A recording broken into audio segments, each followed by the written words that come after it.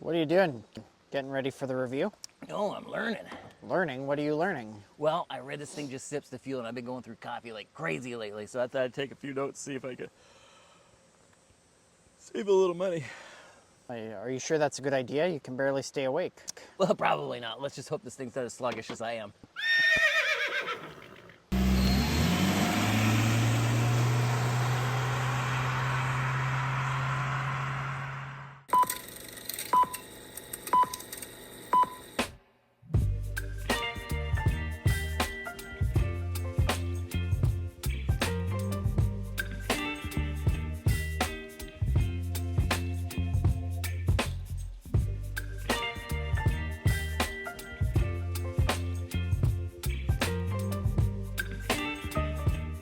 All right, and we are off in our Toyota Corolla Hybrid, and I never thought in a million years I would actually be enjoying driving a hybrid, period, or a Toyota Corolla Hybrid, but we really are. It's been an amazing week, and this is the facts portion, so I'm going to turn it over to you because you are our resident expert, and when it comes to hybrids and EV technology, I don't know a ton about it, but I found this fascinating because Neither do I.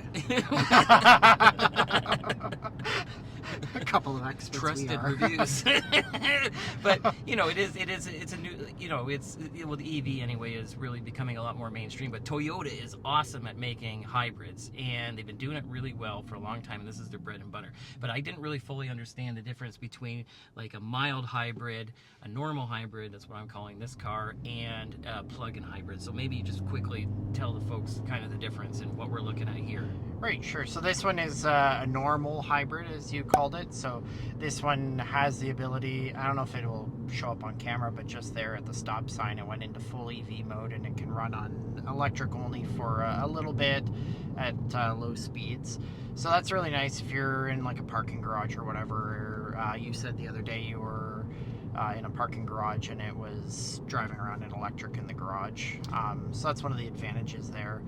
Honda used to do more of a mild hybrid in some of their older vehicles, so that's where the gas engine's running all of the time, so the electric motor is just kind of assisting the gas engine, and then of course full EV is full EV. It's electric only all the time. Right, and then the plug-in obviously is kind of a best of both worlds in the sense of you have a bigger battery and you plug it in, and that way you have like a lot of reserve battery power, where this one, the engine and the brakes are kind of feeding that smaller battery, and the computer is always trying to figure out the most optimal way to use that battery power, right? Yeah, exactly. So this one, it doesn't spend a whole lot of time going in EV only, and just before we started I tried to see about how fast it would let me go in EV only, and we got to about 30 before the gas, or 30 kilometers before the gas. I actually read somewhere that it does have some sort of speed cutoff there, but I mean the main thing is when it comes to, when we're saying the facts portion, basically features and benefits, the nice thing is with the Toyota Corolla Hybrid, it's still a Corolla, meaning that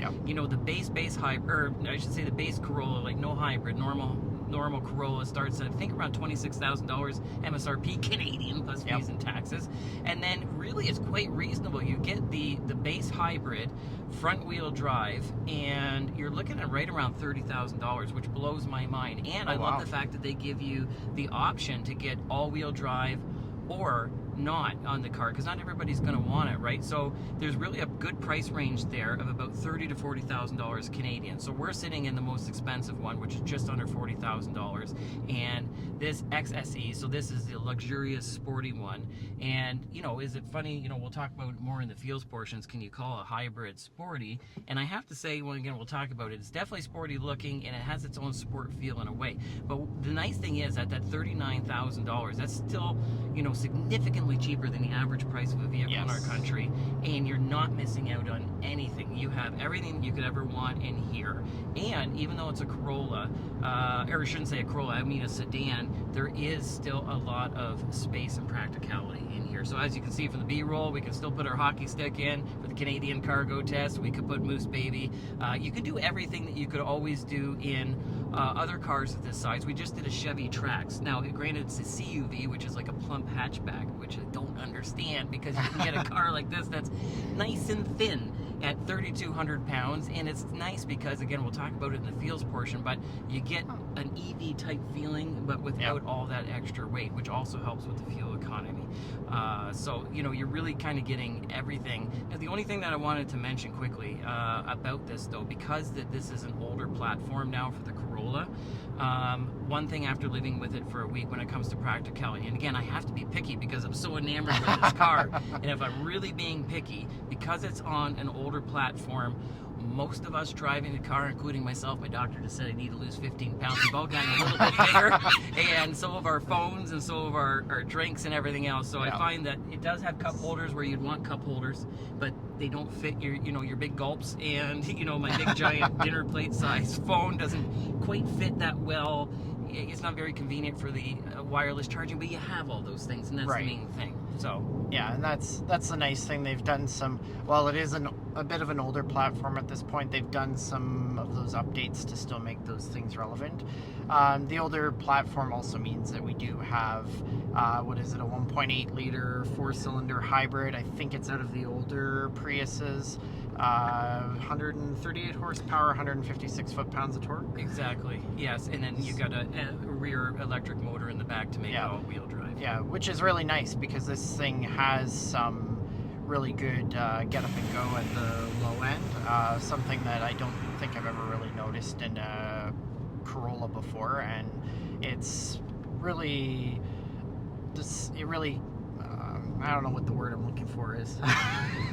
Surprisingly fun. Yeah, it's surprisingly fun. It is really surprisingly fun. You know, we'll talk about it in the next segment, but it really doesn't seem like what I thought a hybrid was. But, you know, the only thing I want to mention as we're going into the next segment is, again, being objective. Some of the things that I really like after a week of this is the fact that you still have hard buttons for your climate control. Love that. I like the fact that you still have a normal, traditional looking shifter handle. Love that. It feels like a normal car, and I think that's what I appreciate. Look and feels like a normal car. And the shifter, that reminds me, the parking brake. This one thing that really drove me bonkers about that Civic Si I had was that I had to always put my foot on the brake and activate the parking brake or deactivate it myself. This thing, if you put it in park, parking brake goes on. Take it out of park, parking brake goes off. Perfect. Love it. Thank you, Toyota. And the only other thing that I'll mention, again, just trying to be objective, and I like this car so much, I'm just trying to be picky because for the sake of it, because I'm like, this is not going to be a great review if I can't say anything negative about the car. But for whatever reason, Toyota Subaru seem to use really great screens in the sense of there's a lot of customization and different views and things like that, but it's more of like a matte, where it's not glossy, and I find in certain times, certain parts of the day that it was hard to see. But I mean, the fact that there was so much customization in there and so much information, especially about, you know, are you in front wheel drive or in all-wheel drive? Is it an EV mode? And you were talking about even with the safety systems, is it braking? Like, it's got a lot of information. So. Yeah, and I think realistically that matte finish on the screen too is another one of those older platform things. My 2014 Civic has a matte finish as well, which makes the screen wash out in really bright lights. So I'm sure it's something that'll be updated as this gets updated into a new generation. Yep, and the main thing is it sips fuel without compromise. So let's move into our feels portion. All right, time to do our feels portion. We're going to start off with our traffic light Grand Prix acceleration test, where we race off to that stoplight as fast as we can, just to hammer on the brakes. Okay, I don't think it's really going to matter, but I'm going to put it in sport mode. Do we have a sport mode? Yes, we do. Oh, look at that. Okay, here we go. Oh, hold on. I'm not even going to spill my coffee. No, cancel. It is a hybrid. It is CVT. Woo! And up to speed. Okay, we're going to hammer on the brakes. Ready? Brakes work a lot better. It stops faster than it accelerates. Yes. All right, so, you know, that's a fun test that we like to do because, you know, I used to say when I used to work at the dealership, the people that would come into the service department and complain about how bad their brakes and fuel economy was the ones that you see squealing off afterwards. And you know, or you're always at the stoplight, you see somebody like race up ahead of you, you're like, you're racing up to a red light, like, what's your deal? Yeah, anyway, so the idea of it is that we were saying in the beginning that we're both enthusiasts, and can you buy a hybrid in this modern era and still have fun? And I think that you can, just in a different way. And what I mean by that, we just had the SI. It's probably one of our favorite cars of all time. It's a very similar price to this. They're both $39,000. And that car also, the Civic Si, I mean, for a fun car, you're not going to get better fuel economy at around 40 miles a gallon, give or take, on the highway. Now, this here is going to get you probably 50 miles to the gallon on the highway, which is also amazing, and not a ton more. However, it is, the fun comes from a car like this, in my opinion, from hypermiling. Like, all week that I've had it, we picked it up in Toronto. Thank you again, Toyota. And it was 4.9 liters per 100. And I've been trying my best all week to keep it at that. And that's a good, is it right? Like, what do you think? Like, even as an enthusiast, that's kind of fun.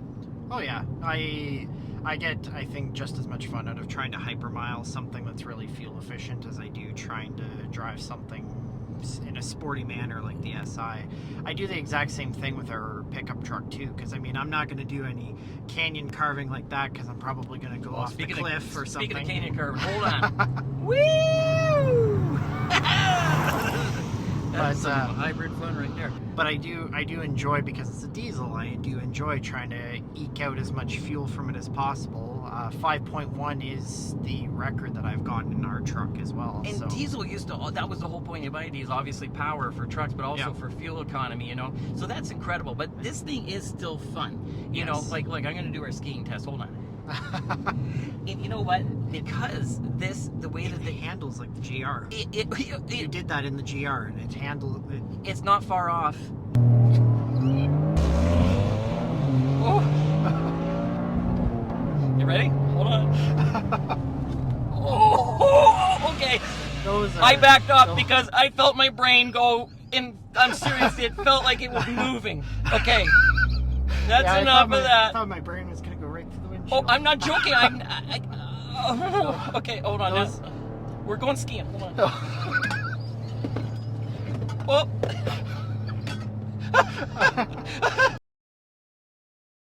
And that's what I mean. And when we're talking about feels, this feels like an electric car, but the best part's an electric car. So one of the things I like about electric cars, I don't know about you, is you get a lot of linear power, where it's, you know, as much as I kind of like turbochargers, and modern ones are a bit better, but still there's that kind of nothing happens and then you get a punch. This is very like linear in its power.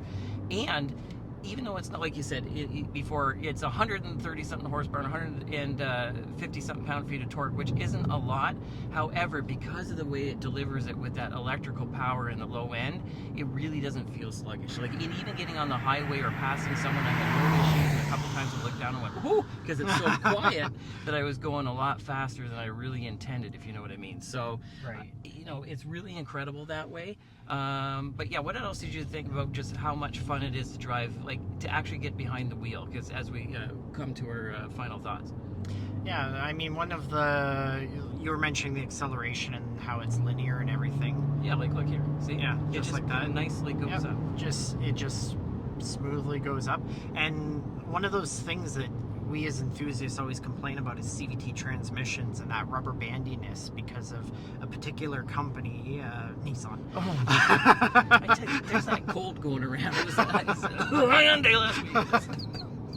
But this does not do that. That linear power delivery comes without any of that rubber bandiness. Like it just smoothly, the engine's not doing any weird things when it's doing it, and that's really nice. To get that power and response when you want it and have it come on in a linear manner.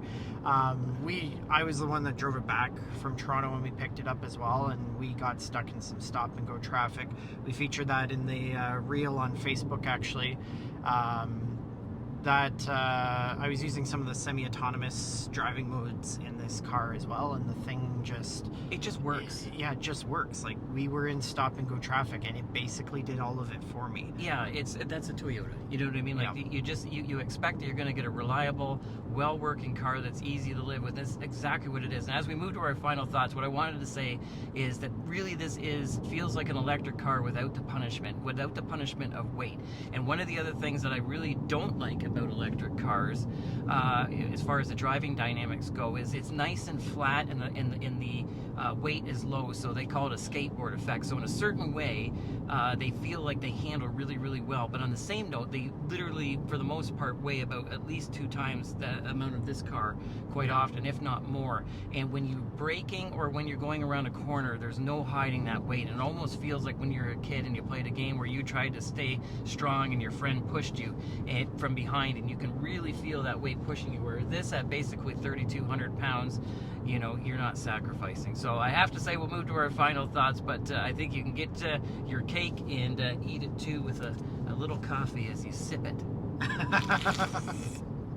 And save some money. All right, we're back and it's final thoughts time. And we started off this review by looking to see if you're an enthusiast like us, if you can get a modern hybrid and still have a little bit of fun while you're saving money on fuel. And what did you think after a week?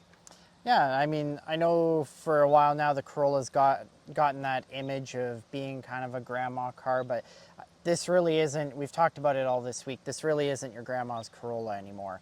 This thing's got an independent rear suspension, so it's able to handle. Those electric motors, they provide instantaneous response in everyday driving and a little bit of fun while doing it. And it handles the highway, it handles the city, it does all of it great, and gets amazing fuel economy. We're sitting at 5 liters per 100 kilometers on the dash on this thing right now. And 100%, it's a different kind of fun. It is really it's a lot of fun to try to keep that hyper-miling going and to keep the mileage as low as possible. So I definitely enjoyed my week with the car, and it sounds like you did too. Yeah, I couldn't agree more. Thanks for watching, and please subscribe, check out, or turn on your notifications, and check out our Facebook page. And our Instagram as well, where we post more videos, reels, and reviews for you to check out there. And awesome articles by our actual writer, Chris. We'll see you again next time. And Mom, I'm coming for you. Listen, this is how many weeks now? You better subscribe.